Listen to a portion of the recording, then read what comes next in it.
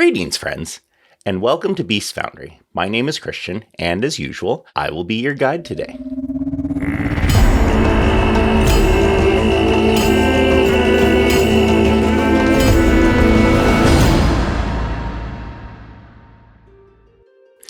Today, I would like to talk to you about using the rules, and I often see lots of questions or comments on Reddit and other posts about rules as written versus rules as intended. There's so many different ways that people can interpret things, and I think one of the major strengths of Pathfinder is, there isn't a lot of wrong ways to do things. You have base difficulties that you can use out of the book, which are fabulous if you just want to come up with a number on the spot to give them a difficulty to roll against. There are so many feats to allow you to do some really cool things.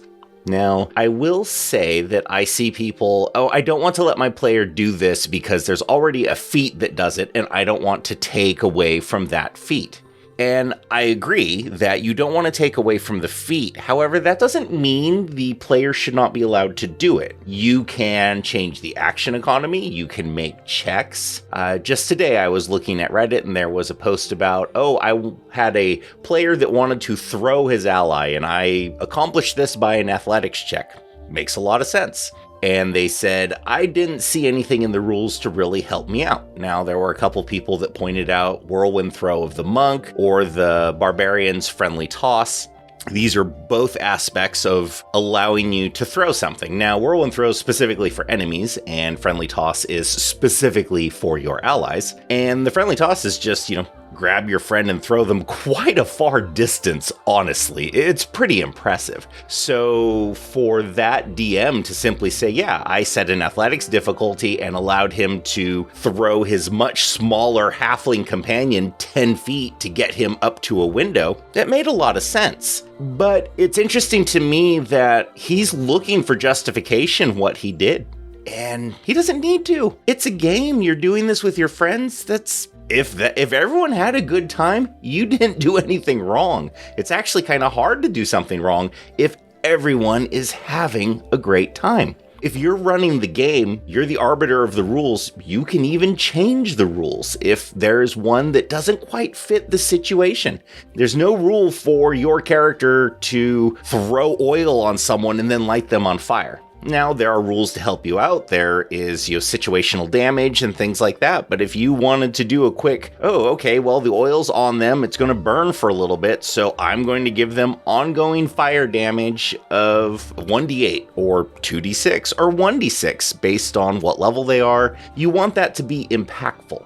Someone lit on fire, that needs to be modified by their total hit points because there's not really a point in the world where I'm lit on fire, I don't care, because it's dealing such a tiny amount of damage. So you want to keep that relevant for what the players are doing. Now, I know that doesn't quite jive with some items and things like that, but we're not going to get into that because the part of games are balance, and you can't just have everything do all the things for a very cheap amount of gold. It just doesn't equate.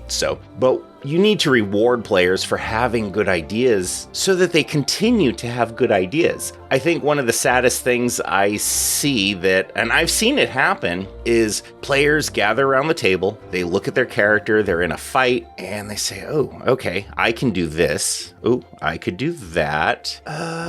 Which of these two things do I want to do? And they do those things, and they roll a dice, and we move along to the next person. But if you have someone that, ironically, this happens with new players way more. You get to their turn, they're not looking at all at what they can do. They're like, I want to climb up the wall and I want to jump onto his back and I want to grab him. Your veteran players don't do that because there's no mechanic for it. So they just, I'm going to do this because they see it. And they honestly lose a sense of that wonder and adventure and imagination. And if you think inside the box too much and you say, that's not covered by the rules, you're going to kill that kind of thought. You're going to eliminate that fun because they're told no. And when they're told no, they just simply stop asking. Having them say, let's see, you want to climb up that wall? That's going to be, this is a really tough wall. It's going to be a DC 20 athletics check. maybe they'll say, oh, okay, I don't want to do that because they were thinking it would be easier. And that's fine. But don't tell them no. Tell them what they need to accomplish the task. Now, maybe you've decided, okay, it's going to take you 4 actions to do that. You can't do it all in this round. And maybe they'll decide, okay, I'm going to do something else. But they might say, okay, let's go. Let's do it. They make their check and they start doing it. I was running Abomination Vaults for my kids and some of their friends and that, and there was a encounter with some large flies, and that's exactly what one of them did. I want to climb up the wall and I want to jump onto this fly so I can grab him and force him to the ground so the rest of the party can attack him. So, sure. So we're going to do an athletics check to climb. We're going to do a jump check to jump over, and then we're going to do another athletics check to grab him. That's your round. Okay. Every one of those checks went off. He grabbed the fly and brought it down. They had so much fun with that because the fly was being a very difficult opponent because it would fly down, attack, and fly back up. What that did, though, is in later fights, they were always now looking for really cool things they could do. Even if it is simple as, is there a big rock? I'm just going to huck this giant rock at him, as opposed to, oh, I don't have a ranged weapon on my sheet, so I guess I'll intimidate it and, I don't know, I'll delay, or I'll ready an action to attack it if it gets near me. So these rule calls where you say, nope, you can't do it, so no, you need to figure out something you can do. Ask them what it is they want to do and tell them how they can accomplish it. It doesn't mean it has to be one action, super easy, you get it done. But your job isn't to say no. Your job is to communicate how they can accomplish this. Now, I understand there's going to be times where you can't do that. You can't jump 50 feet into the air, grab a dragon, and pull it down. Well, unless you have certain items that let you do it. There's a lot of things that you can say. You have ideas like that. Help them figure out ways to set up so if they do encounter that, there are things they can do. If you see a character constantly does these things, tell that player, hey, I've noticed you really enjoy doing this. Maybe we could make a custom feat for you to help you accomplish this better. Or, hey, there's jump boots and gears and guns, and they'll let you do this. There's the jump spell there's a ton of things that you can help them out that maybe they haven't considered. Maybe they're not a spellcaster. You're like, hey, have you considered maybe you might like trick magic item just so that you can carry a wand of jump or fly or whatever. The point is, don't limit creativity because that is ultimately going to drive down your game. I think is 8 or 9 months ago, there was quite the dust up on YouTube over Cody from Taking 20 said he was quitting Pathfinder 2nd Edition. He was only going to play 5e because there was something called the illusion of choice, that it didn't matter what you decided, you were forced to play a certain way if you wanted to be optimal. And everyone jumped in, No Nat and a bunch of people, Roll for Combat, the rules lawyer, everyone, they had their own take on it, which of course everyone's going to have their own take on it. But part of this, what he referred to as the illusion of choice, that's something as a DM you unfortunately create because you have stopped allowing these other things to work. You're so by the book, or just, it might not even be the DM's fault because, and like I said, I see this far more in veteran players than I do new players. New players are wide-eyed and they're having so much fun and they're like, I want to do all of these things. Where your veteran players, it is more like a video game to them. You're like, you can't do that. No, there's nothing to do that. Oh, there's a 12th level feat and you're 2nd level. You're not going to be able to do that right now.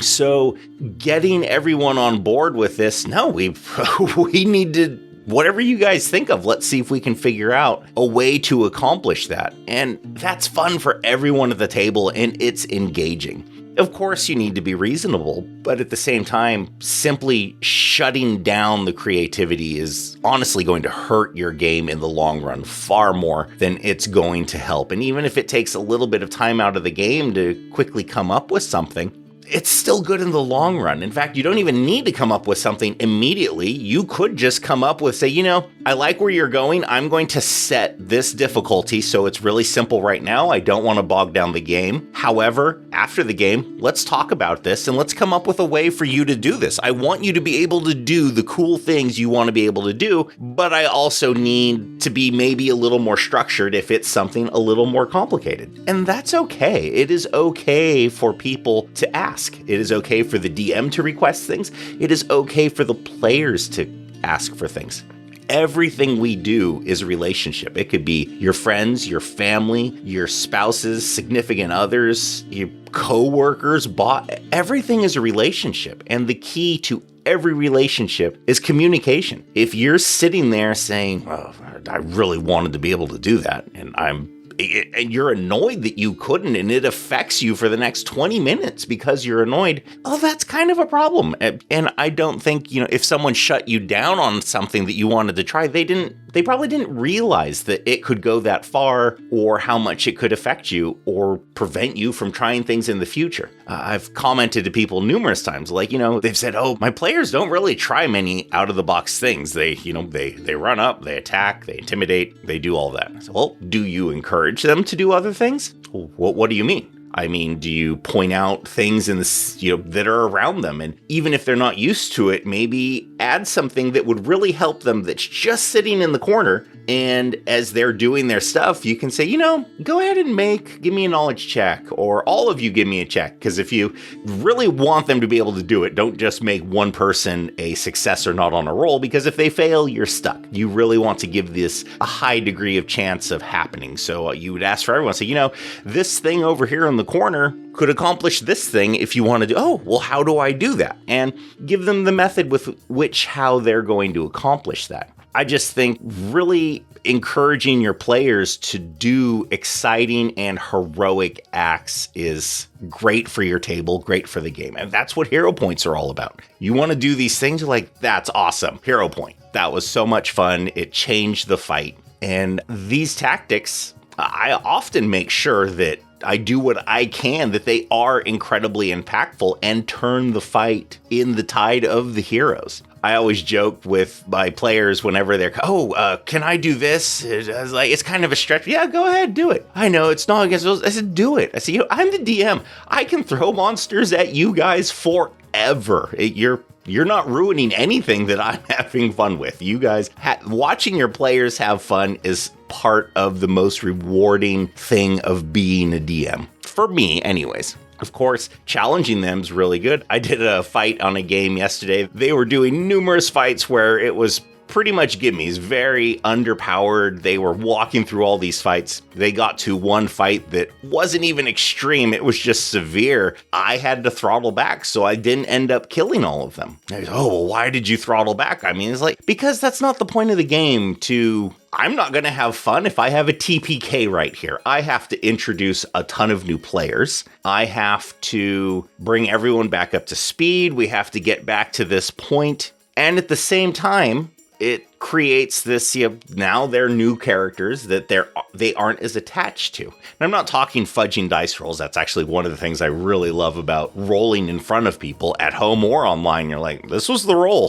Sorry. If that's what happens, that's fine. But it's easy your players walk into a room, you cast a fireball, someone critically fails, everyone else fails, your tank goes down and everyone's dying. You're like, ooh, I didn't expect that. Let's go ahead and not worry about this lightning bolt and do some other tactics that are impactful to the fight, but not devastating.